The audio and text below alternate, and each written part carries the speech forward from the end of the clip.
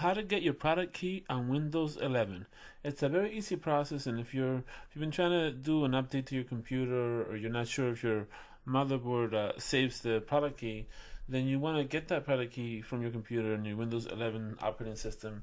Let me show you how. So the first thing you want to do is you want to go into your search here on your Windows, and you want to type in PowerShell. Now the PowerShell, it just helps you get that key. So you want to right click on that, and you want to run as an administrator.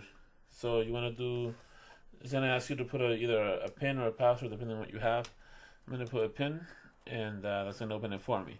So now that I have the PowerShell opened up, all I have to do is type the following. See, you paste that in, and that's it right there. It'll show you the product key right at the bottom. It's as simple as that.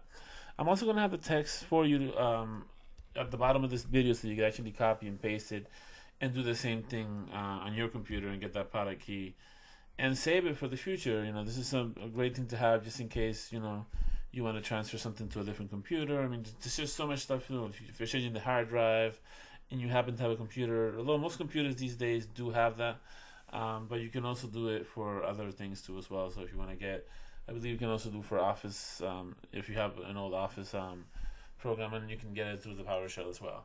So I hope this video helped, and I hope to see you in the next video. Take care, folks.